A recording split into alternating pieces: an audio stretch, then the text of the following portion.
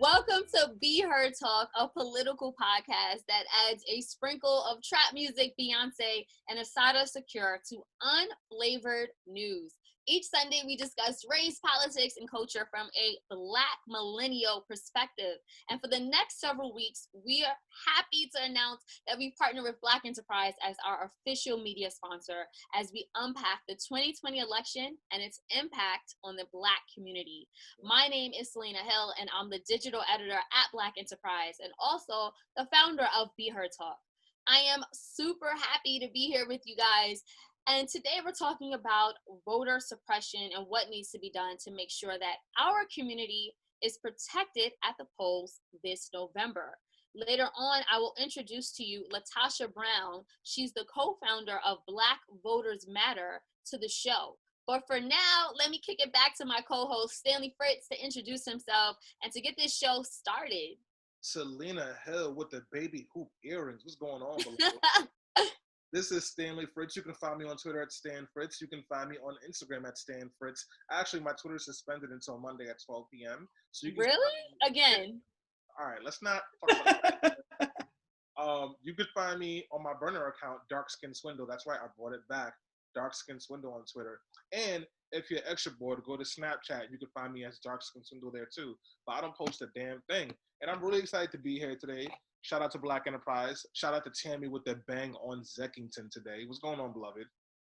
Hello, I'm so glad you noticed my bang. I want to shout you out for being a moisturized, glowing, ethereal, brightly lit, dark-skinned baddie. We are so happy to have a dark-skinned baddie on the team. And I'm obsessed with this aesthetic. So everybody follow us at Be Heard Talk. And why don't you drop a compliment in our DMs right now? Tell Stanley how good he's looking. Anyway, y'all, what's up? My name is Tammie David. I'm Be Heard Talk's problematic fave that loves to run her mouth and get people upset. If you want to follow me on IG, you can, at Miss David if you nasty, keep up with my shenanigans, or on Twitter at Comrade Tammie if you really don't care about your timeline's well-being. So much for that, Tammie. The 2020 election is crucial. I think most of us know that and have accepted that our lives literally depend on it. And yet and still the Black vote is under attack. Why? Because we have a powerful role to play in this year's elections, and forces of darkness are trying to suppress our vote by any means necessary. For instance, we're seeing voter suppression strategies continue to play out, like restricting registration, closing polling stations, and limiting early voting.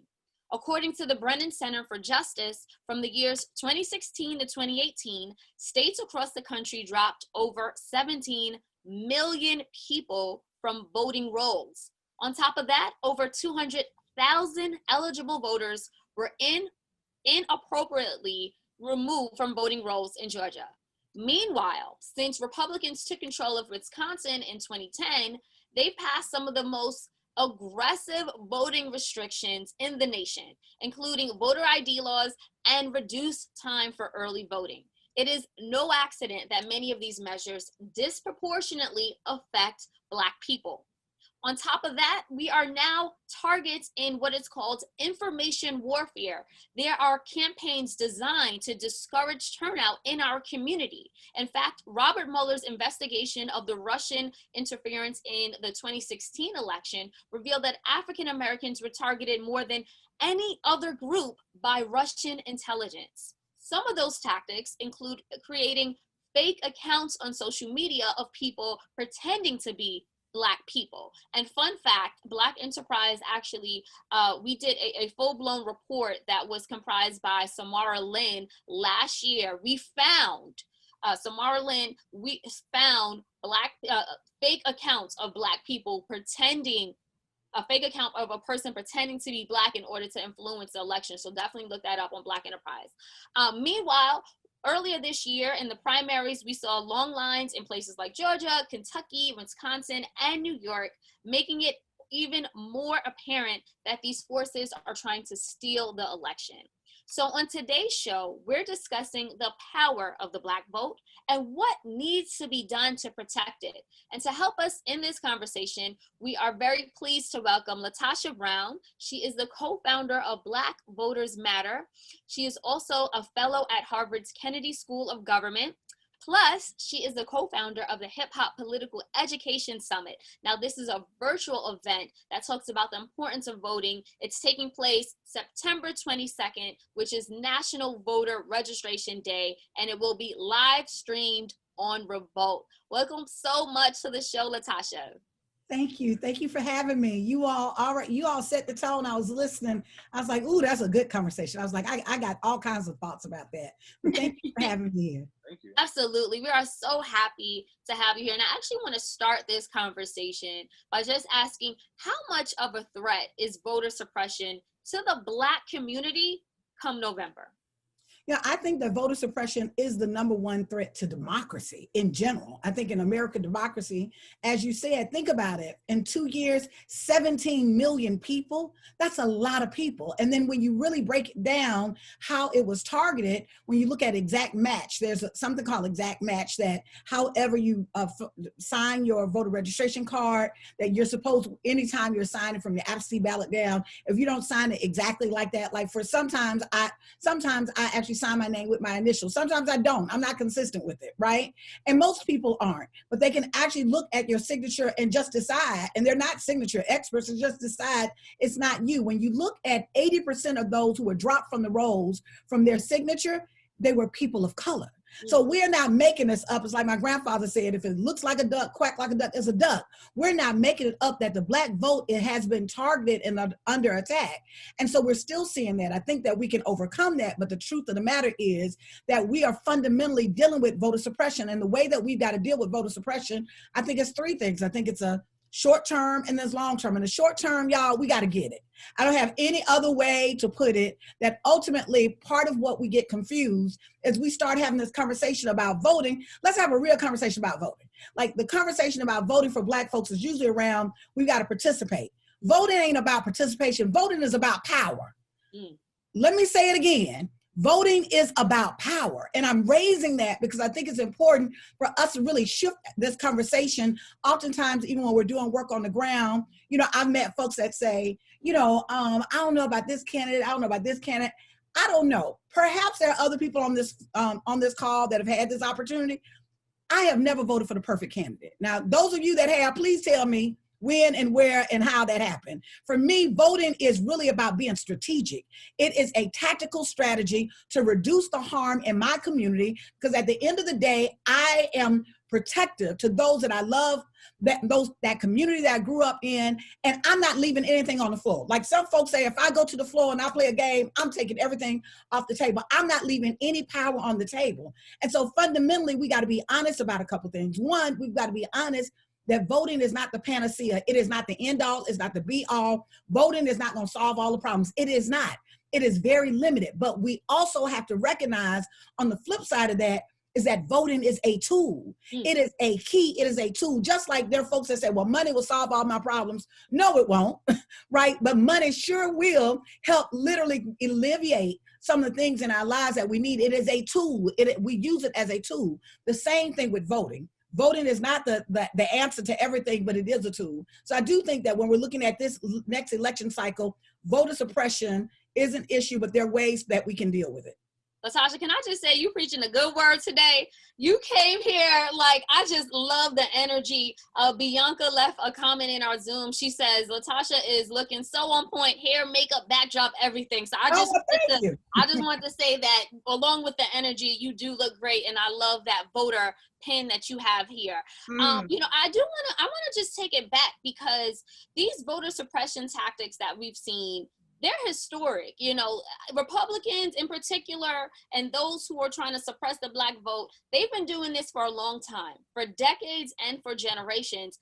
I want to talk about that. And I also want to talk about why is it that they continue to be so successful? Like, we've seen this play time and time again, and yet it's still happening in 2020. So a couple of things. One, I'm glad you asked that. One, let me say this. While the Republicans have been the most egregious in this, we've also experienced this in the past with Democrats as well. I'm raising this because I need us to really understand that voter suppression is about power. It's about Black people, those who have wanted to eliminate and to limit Black people in having political power in this country. What they have done is they've used this as a tool, right? And so on some level, if you got logic, right, if on some level you need to recognize, why would it so much effort go into suppressing the Black vote if it didn't have some value or some power? So that's why it's always happened. We've got to really be able to shift our paradigm of how we see the vote. I don't know if I could say it has been, I can say it has been insidious, it has been ongoing and consistent. It hasn't been as successful as they would like it to be. And this is what I mean. That there's two things that I like to raise. One, I like to raise that folks always say, well, Black folks need to vote. The truth of the matter is, out of all the hell that we go through to really be able to get the right to vote, all of what we go through to stand in line for hours, Black people actually vote on par with our white counterparts. Let me tell you why that's significant. That based on they've received the majority of the financial, the political, economic benefits in this country, the fact that we're voting on par is not a testament of America. It's not a testament to them. It's a testament of us. That fundamentally in our community, we have self-organized and seen this as a tool. Now, does that mean that we need to do more? Absolutely. But we've got to literally be able to recognize that while there have been these strategies to suppress the vote, there have been people in organizations like me, organizations that I actually pattern my work after, who have been beating the doors down to make sure that we're actually offsetting that. And that's why it's so important that we're supporting groups that are doing this kind of work. I think the reason why we're seeing it grow and expand is because America, by 2050, it is projected that America will be a majority, quote, majority non-white country, right? Democracy sounds good when you got the numbers on your side, right? But when people of color, right now, all of a sudden people get all shaky about democracy, right? And so my point is, we literally have the numbers on our side. It's a matter of us strategically and tactically using them. And there's a couple of things why I think that to the extent that it has been able to be successful in those times that it has, one, there's no accountability. Let's look at Georgia.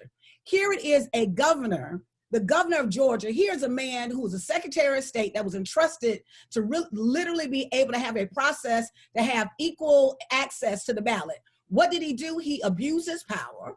We know now that 200,000 folks in the state of Georgia were dropped off the rolls, that were illegally dropped off the rolls, that should have been able to vote in the last election cycle. But what happened to him? He actually got a promotion. He's now the governor because there's no accountability. So I think part of the reason why it has been so pervasive in our community, one, we've got to literally put more stringent policies in place and hold folks accountable so there is some accountability. People who steal do not get held accountable. The second thing I think is really important is that we really have to hold this process where we're talking about voting. It's so decentralized that in this city, they do it this way, this state, they do it this way. I just found out yesterday that in Texas and Houston County, they're actually gonna have 24-hour voting. That is amazing to me, right? How did that come about? Because there were Democrats, progressive Democrats in Houston County that made that happen. So when we vote, when we're participating in the process, we also have to put people who are progressive and have elements like that can actually expand it for us. And then I think the third and final thing is he who shows up to vote is you. That's where you get your power. If you don't show up, it's kind of like I said, a gifted horse, you got to open your mouth. Like if you want to get fed, you got to open your mouth. The bottom line is if we want to build power in our communities, we've got to show up in every single way in multiple strategies to really be able to take that power. So one, that we're holding people accountable, who are working against our interests, and we're putting people in office who are courageous that will make some change that we want. Thank you so much for that, LaTosha. I actually want to get the rest of the panel, their voices in here. Before we do, I know we're getting some comments on Black Enterprise. Evan Masternardi says, I completely agree with LaTosha as voting as a tool and the way to create the most marginalized benefit to the most marginalized communities. Thank you so much. And Marie Canty says, carrying on with believing all Blacks should vote that's not true, but carrying on with believing all Blacks should vote Democrats. And that was an ongoing thread. But, you know, you spoke about the power of the vote, LaTosha, and we've had a number of conversations here at Be Heard, online and offline, about, you know, the power, or maybe it's debatable, of protest votes, not voting. I want to actually get your voice in here, Tammie, because, you know, we've had these conversations about how young people, in particular, the polls show that when it comes to younger people, especially younger Black people, people of color, they're not as enthused to run to the polls. Some may even be withholding their vote as a protest vote. So Tammie, what do you say to your counterparts, you know, those who are younger, who are saying, like, I understand, you know, the history behind voting, but I don't feel that motivated enough to go to the polls? Like, can you relate to that, Tammie? You know, I actually do kind of relate to it. And I know that a lot of liberals get mad at me for this, but I don't really believe in the term protest vote. Because while I do understand that voting is a very powerful tool. However, fundamentally, to me, voting is a right of citizenship. It is something blessed, a gift that you can do with or do not with as you please. If someone gives me a Christmas sweater, I'm allowed to cut it into a crop top, or I don't have to ever wear it if I don't want to. But nobody's gonna tell me that I have to wear that sweater on a certain day every year because I was given that sweater. That's not right. If it's a gift, it's an unconditional gift. And that's how I feel about a vote. I think a lot of younger people, on the topic of voter suppression, I love talking to youth and younger people about voter suppression, because you can really see how these tactics over time infiltrate our community and change the mindset about democracy. It isn't just that they're trying to mess up these elections by throwing votes, which they are. They absolutely are. It's that they also put down our communities by teaching us that not only should we not go to the polls, but our votes don't matter, and they will never matter because we aren't going to fund you. It's going to be difficult to vote. Why should you bother if you go? And that's something that I think is definitely on the radar of most youth and that we need to talk about when we talk about voter suppression. I can't get angry at an 18 or a 19-year-old that is going to the polls for the first time, and maybe someone who was voting in the primaries out in that one county in Texas had to wait 7 hours in line to do so. That's crazy, and that should not be your introduction to being a citizen of this country, especially when you then have the right to go fight and die in foreign wars. So for me, I kind of feel like it is relatable and it's sad, but I do hold out hope that groups like Black Voters Matter and other organizations that are fighting voter suppression are trying to educate on what we can do to battle voter suppression, even as we feel like we have to go to the polls this November. Because ultimately, without that, the youth are never gonna think their votes matter, and they're never gonna go to the polls. Stanley, did you wanna chime in? Yeah, just real quick to kind of like piggyback off of something LaTosha said, or at least I guess editorialize it. Voting is a lot like love. Voting and love with no action is just a thing. And I think that where a lot of people get mixed up at is that they think like we're told vote, vote, vote because your ancestors did it or because some person got beat up by some other white person. So now you get to do it for free. And those are very important. But voting is an action that should be considered a contact sport because it's step one. And whether you like the candidate that wins or not, people who are elected into office feel a deep need to be accountable to their base. What do you think Trump is doing? Trump is literally being accountable to his 35% of people who don't season their food, who have sex with their siblings, and hate Black people. And he is being consistently accountable to them. Just the same way that in a local race, the candidate who ran on, say, I don't know, getting a rent freeze, when they get into office, they fight for a rent freeze. But what's everyone else's interest? And that's why it's important to be, not just vote, but be active with your vote. I'm voting for this reason. And then circle back. You wouldn't hire somebody for a job and disappear for 4 months, 4 years, and then come back and be like, all right, let's see how you did. You're engaged, you're doing quarterly evaluations, you're checking in, you're having conversations. And that's the part of the process that we really have to dig deeper into. Absolutely. So, LaTosha, they brought up really good points. And I do just want to circle back to see what initiatives you're taking, particularly to engage younger voters. What I think Tammie and I touched upon is that from my reading and reports, it seems like that coalition is sometimes the hardest to break through to get them to show up to the polls. However, we did see a lot of energy when Bernie was in the primaries. You know, I saw a lot of my, far leftist friends, amped up and ready to vote for Bernie, but I'm having these conversations and they're like, I don't know if I'm going to vote, come November, since, Bernie is not on the ballot. And if I do vote, it's definitely not going to be for one of the two main candidates. So thank you. I so appreciate many of the things that Tammie and Stanley, say how you really feel, brother. Tell us how you really feel. He always does. I know. I want to raise something just to illustrate a point.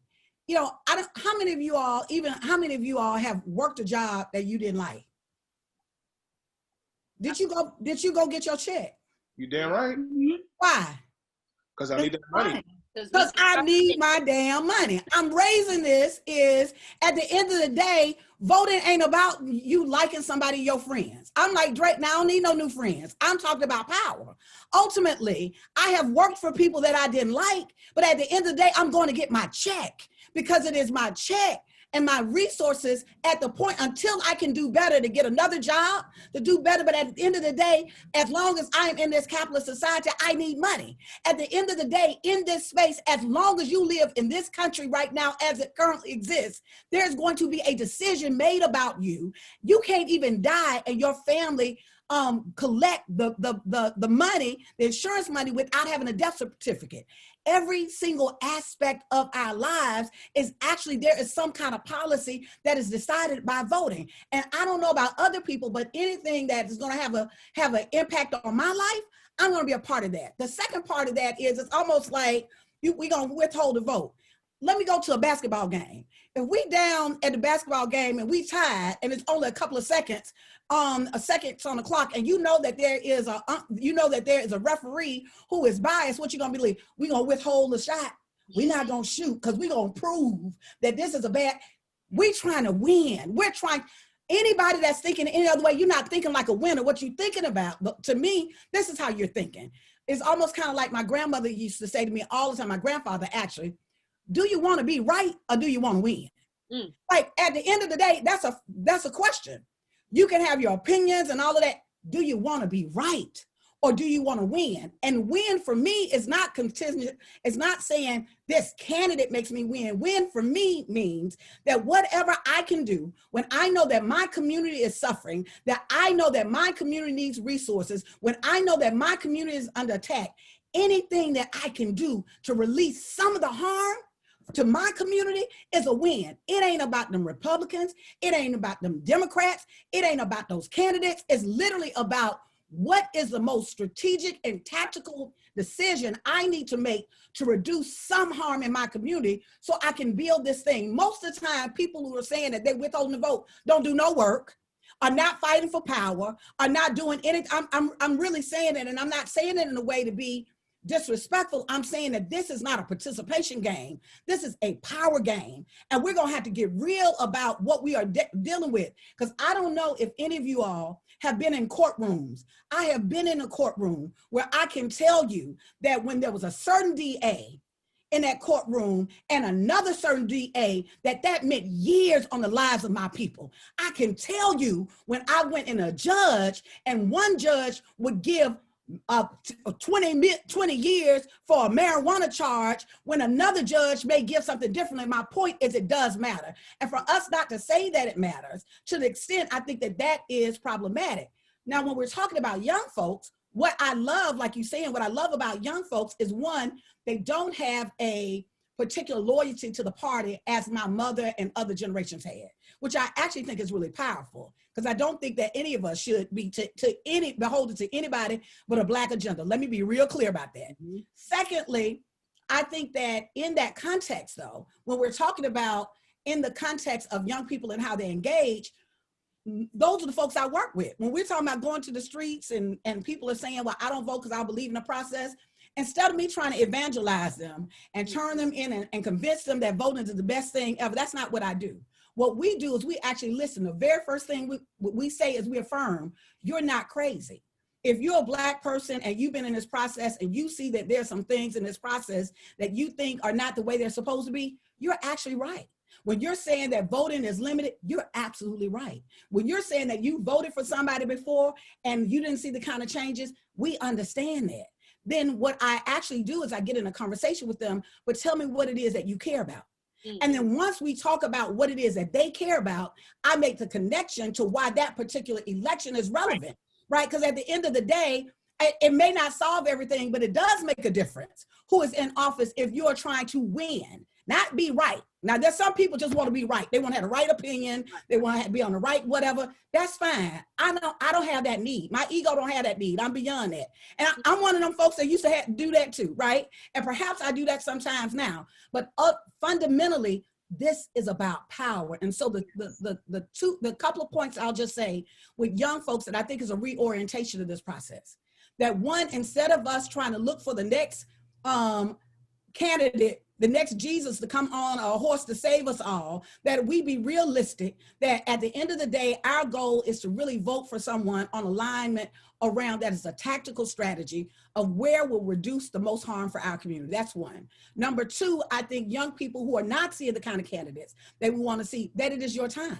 That this is the first time in history that young people have actually eclipsed the baby boomers. I'm in Generation X. We didn't have the numbers. Young folks now have the numbers. You literally have the numbers to shift the policy in the entire space in this country. And the third and the final thing that I say is, while I am working with Black Voters Matter, while we're working to get people to participate in the process, I always ask people this question: what is your radical reimagining of America and this nation? So what if you didn't think of yourself just as a citizen? What if you thought of yourself as a founder of the new America, a founder of every single system? All of these systems that we know have been biased towards our community. Why can't we envision a way to change them? If systems were created by man, they could be changed, right? And so fundamentally, I think it's a matter of, we got to know what time it is. And I think on some level, I'm not one of those folks that I think because folks are older that they got the right answer, or because they're young, they got that right answer. I'm not one of those. I think those who seek the truth and do the work and the learning and the answering and the listening, that's the shaping. So what my organization has been doing is also creating a space and a pipeline for young people, young leaders, to lift them up, to be able to give them resources, to really be able to hear what our people want and really explore some new ways of being. Thank you so much for that, LaTosha, not only for the work that you're doing, your commitment to empowering, these communities, our communities, and especially the next generation who will be leading these communities. I think that the work you're doing is so needed. And I want to thank you for that. I don't know where the time went, but we have, run out of time, but you blessed us with a word. This is getting me ready for the Patty and Gladys night. Verses coming up later. So I'm feeling fulfilled today. I do want to just give some final remarks to the rest of the panel. Stanley, we spoke a lot about not just, voting, just to vote, but the power in the Black vote, the power in our votes. What are your final remarks as we look towards the November election and making sure that our voices are protected at the polls? Well, the Black vote is an important vote. It's the most important vote, in my opinion.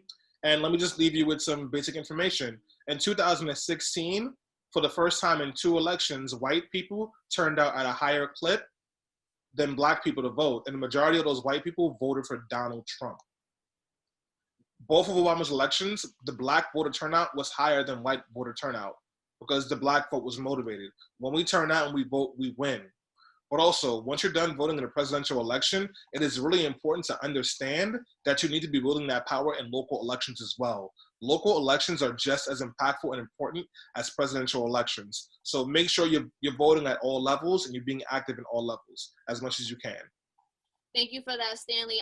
Tammie, you are our problematic fave. You've been very vocal in the past about voting and not voting. But just to wrap up this conversation, what would you say needs to be done to make sure that our interests are represented at the polls come this November? You know what? Today, I don't know if it's because Miss LaTosha got me in the spirit, looking all fine, but I'm not going to be problematic. I want to be helpful too. Today, my final words are, if somebody is telling you, if your own government is telling you that you can't do something, you better believe you better do it. I think that if you are ready to vote and you want to put your voice out there, you need to make sure that you go out there and you do so at all costs. Bring multiple forms of ID, bring bills and residency proof if you need to, wear a mask, bring sanitizer, bring your own pen, social distance, stay in line all day if you have to. But don't let anybody tell you that you can't vote or to try to throw your vote when that is your right as a citizen. The last thing is, I want y'all to know your state laws. Here in New York, according to Election Law 3-110, you can actually be paid up to 2 hours on your workday for the election. That means no employer is allowed to tell you that you must work and you cannot go to the polls because of your job. So if you are working, make sure to let your employer know that perhaps you live in a district or a community that is suppressed and you might need extra time at the polls. And if there is an issue, please visit workplacefairness.org, search voting rights, find your council member, and talk about it, because they can't stop us. If you live in any other state, that website provides great resources and lets you know if your job will protect your voting right, if you will be paid for it, and how you can get your vote no matter what affecting your check. So thank you for teaching us so much, Ms. Brown. And yes, I just want to give you the final word. LaTosha, please let us know one more time about your upcoming Hip Hop Political Summit on National Voter Registration Day. So they'll be able to see it on Revolt. We'll stream it on Revolt TV. If you go to the National Hip Hop Summit, you can find us. We're also on Black Voters Matter, www.blackvotersmatterfund.org. Follow us on Twitter. You can follow me on Twitter, Miss LaTosha Brown or Black Voters MTR.